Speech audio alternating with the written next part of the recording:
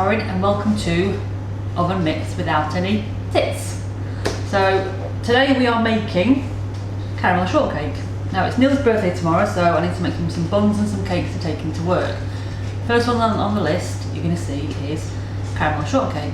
And that's So we'll start off by getting things weighed out. I have already weighed out 4 ounces of butter. And I tend to use salted butter, but you can use whatever you feel you need to. 4 ounces of caster sugar. It would help if I actually turn the scales on, wouldn't it? Operator error number 1. Right. 4 ounces of caster sugar.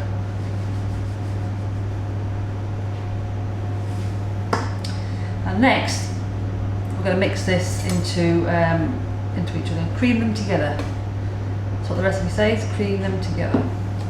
Now, don't worry about having to write down the recipes because I am going to put the recipe up at the end along with how to actually make the method, ingredients, etc. Everything will be at the end, so don't flap about writing things down. So I'm going to get started.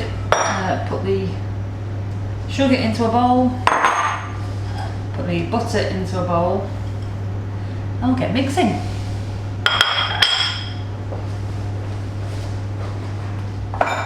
So we've creamed this. There'll be a photo here to kind of get the idea of what sort of colour, but you're looking for quite a pale, creamy looking mixture. If it's too yellow, it needs mixing a bit more. So keep on mixing it until you get a nice, creamy looking, fluffy mixture.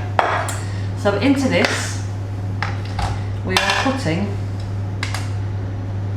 12 ounces of plain flour. It's quite a lot of flour. Now I just need to give this every time I use this, I forget to mix it up to start with and it always comes out in one big blob. So we'll start by adding it gently. So remember using plain flour for shortbread. So just to reiterate, this is the shortbread that we're making in a minute. Because Millionaires Shortbread is in layers, you've got the caramel in the middle, chocolate on the top, but you've got the shortbread at the bottom, so you need to layer it up from the bottom.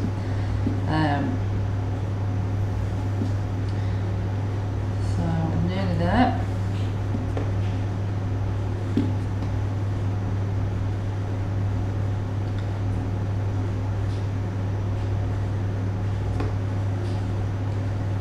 There we go.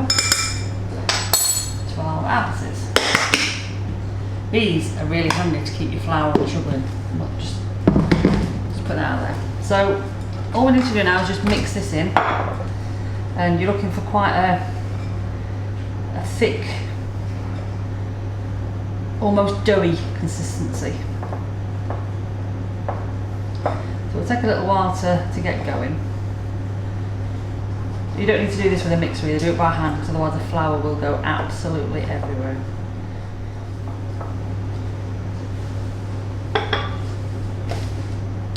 So we're just about there with the dough mixture. Now it's a bit weird, but I do always wear gloves when I'm doing anything messy like this because I don't like the mixture getting under my nails. So if you can see that, we're almost there. So just wants a little bit more manipulation, a little bit more mixing, get all the flour out of the bowl that you can. And any remnants of anything off the bowl, so your bowl will probably end up being quite clean after you're finished. That is your shortbread. So you can give it a bit of a knead in the bowl if you want. Now what I've already done is I've prepared 2 oven trays with some non-stick oven paper. And what I tend to use this with most of the cooking that I do. I use the Bako foil non-stick paper. Reason being, if nothing sticks to it, and you don't have to mess around greasing it. You put it in, and everything comes straight off. Nothing sticks. It's great. So because I know that this mixture makes quite a lot of shortbread, unless you like it really, really, really thick, you can probably get away with having 2 of these. So because one's slightly bigger than the other, I'll put about 1/3 in one and 2/3 in the other. So pop it in, and then you just mash it out to the edges. So if you do like quite thick shortbread, put it all into one. I quite like a little bit more of a thinner shortbread base when I'm doing this.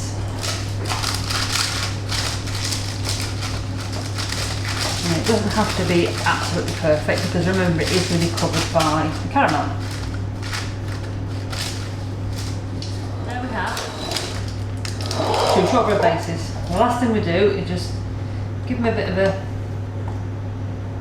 stab with a fork. If anyone's asking why you do this, I'll be honest, I don't know. I've just seen people do it, and I've always done it. And I've made this recipe for probably about 20 years now, so I've always done it. Whether it helps it to cook through, I don't know. I'm not gonna lie, I'm gonna try and feed you any rubbish. But there you go. 2 shortbread bases ready for the oven. Now the oven is on about 190 Celsius. So these will go in for about 20 minutes. And then once they come out, they'll be nice and golden brown. Ready for the next plate. Right, 20 minutes is up. Let's take these out.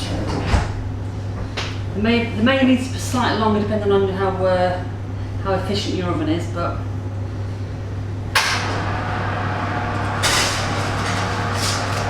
you're looking for something like that. Nice golden brown consistency. It doesn't matter if it's a little bit dark around the edges. Doesn't matter at all. There we go. Put them on there for now. That's done. Right, now for the caramel. You need a pan. Into the pan you are putting 8 ounces of butter again. I want to reiterate earlier on, I can't remember, I might have said 4 ounces of butter for the shortbread, but I meant 8. But again, the recipe's at the end, so it doesn't matter. So 8 ounces of butter, which is quite a lot of butter. As you can see, these are not for the faint-hearted, these recipes. If you want a Slimming World or a Weight Watchers or other kind of healthy eating diet, they're not very friendly for that. But they do taste nice.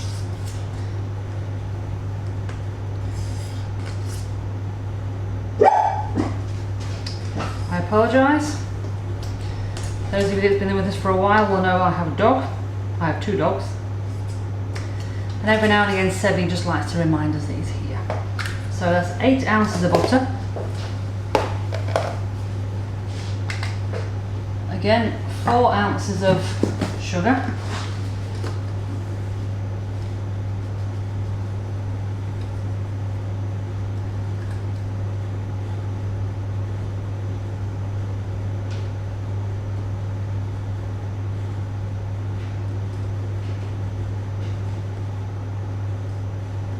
It might be easier on future videos if I actually have all these things weighed out.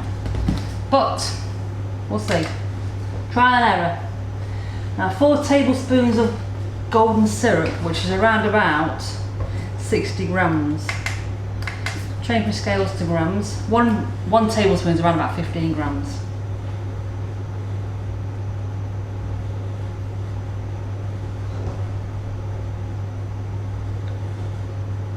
There we go.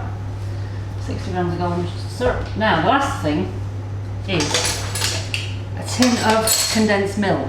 Now the recipe, for some strange reason, says a 410 gram tin of condensed milk. I've never ever seen a 410 gram condensed milk. It used to be 397 grams random. It's now 405, but all you want is a tin of condensed milk. You can now buy the carnation caramel. Now if you don't want to do all this, I'm guessing you can actually use that. But I like to, you know, part of the fun of baking is making everything.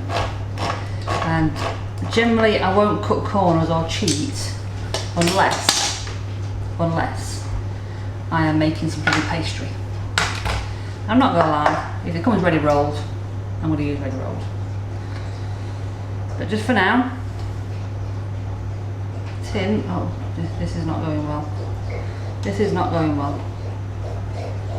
It's incredibly sticky. Now I am cheating slightly here.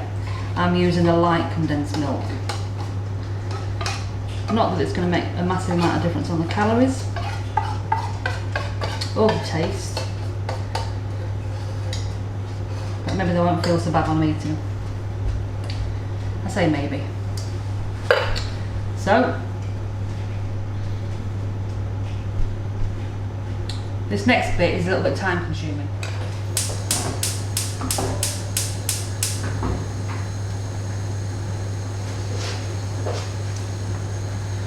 So this then goes on the heat.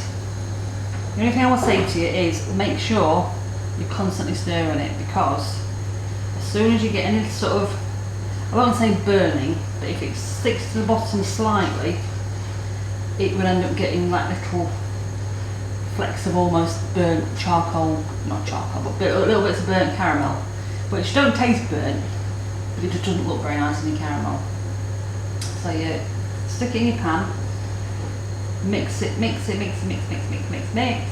and you're looking for like a caramelly colour. So once it's done, I will show you the kind of colour you get. It will start to thicken as well. The more it heats, the more it will thicken.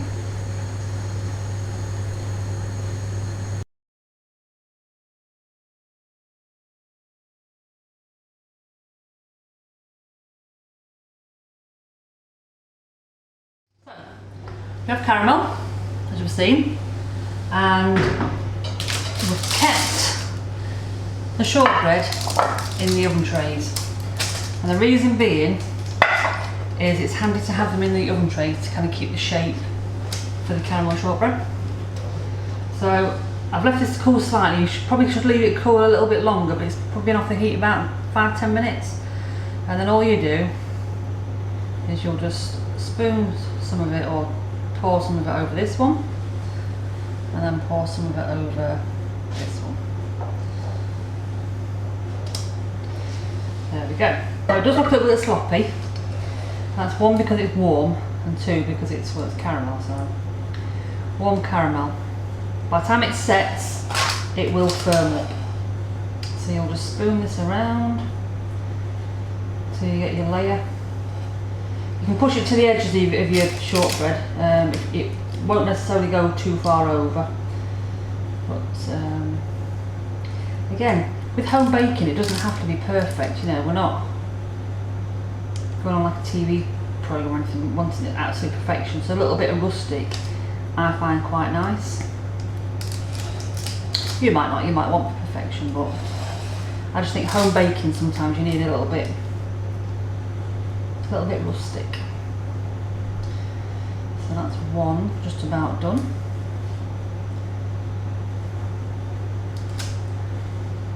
That's one. And then you'll leave that one to set. Probably leave it for a couple of hours before you do anything else with it, because the last layer is the chocolate. So if you were to pour it on now, it would just be a sloppy mess.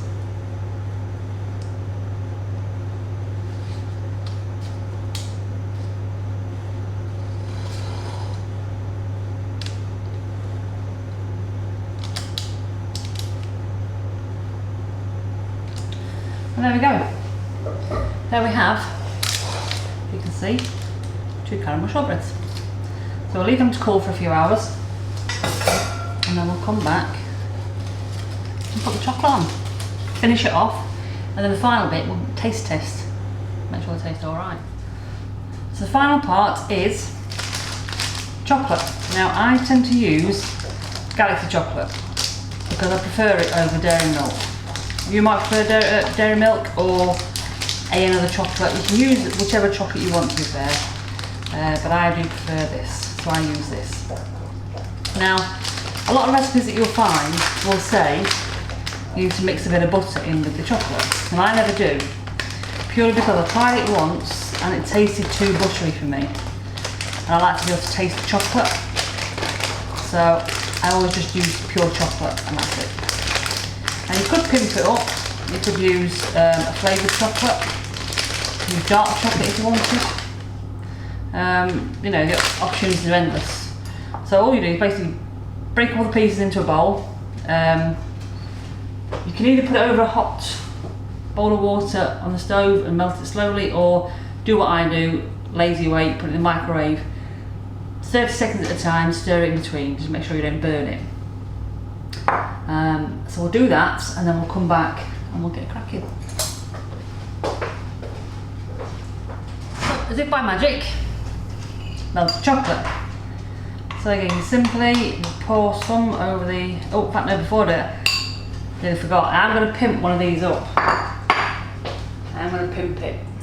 I'm going to try, it's the first time, on the smaller one, to put a bit of sea salt, crushed sea salt on it. It's a bit of like salted caramel. So,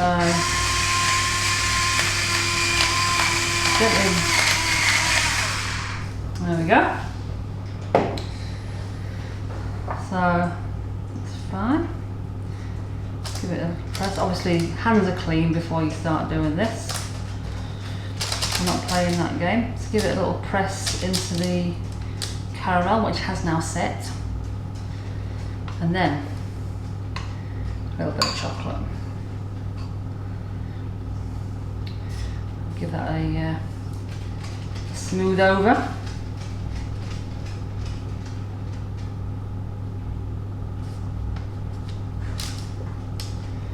And then we'll do the same with the big one. But I'm not putting salt on the big one. I'm going to leave that as el natural, shall we say. So again, all the time that you're doing this, you're keeping it in this this container, and with the greaseproof paper around the side of it, it'll just make it easier to pull it off later and cut it, etc. So what's that? We shall put the rest of it onto here. Now don't put them in the fridge to set, otherwise your chocolate will set rock hard. And if you do that and you come to cut it, it's just going to break. So leave it to set at, you know, room temperature. If you want to put it in the fridge after you've done that, that's absolutely fine. But just be careful when you do put chocolate in the fridge sometimes and it's not in a packet. Like if you put like a chocolate bar in the fridge, like a, I don't know, Twix or a Mars or something, that'll be fine. But if you put this in the fridge and it's not correctly covered, it can get like a white film on it. It's okay, it's okay to eat, it just doesn't look very nice. So generally what I would do is once I've done all this and I've cut them up, just keep them in an airtight container. I mean, they go into Neil's work, so it's not like they'll last that long anyway. We may even keep one or two spare. Taste test, obviously. Chef's prerogative and all that. Not that I'm a chef, but I'll call myself a home cook. So that, ladies and gents, is it. There we have salted caramel, sorry, Millionaire shortbread and salted caramel Millionaire shortbread. So I'll leave these a set and then we'll cut them up and see what they look like. Now, caramel shortcake is now ready. It has set just enough. Now, it was a little bit warm in here, so I did put it in the fridge for about 10 minutes, and that's all. So if it is quite warm in your kitchen before you come to cut it, do put it in the fridge just for a very short period of time, just to set that chocolate on the top. That's all you need it for. So as I said earlier, once you pull it out, it just leaves it so that you've got a nice clean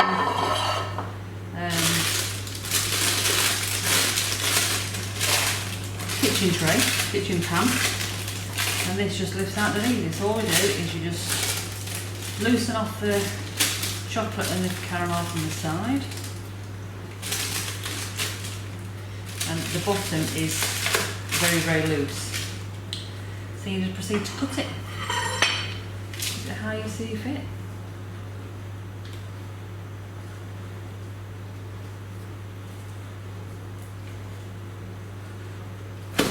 Another reason why you wouldn't want it, the shortcake too thick as well, is when you come to cut it, it can just be a nightmare to try and cut through if it is too thick.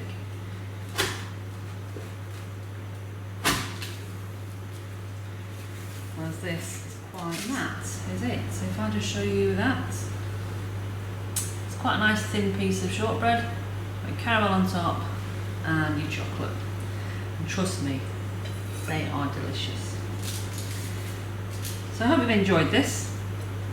Just a little bit of an insight into me cooking, me baking, and for special occasions, anything. If there's anything you want to see me baking, drop me a comment, drop me a like, and we shall see you next time cooking something fresh.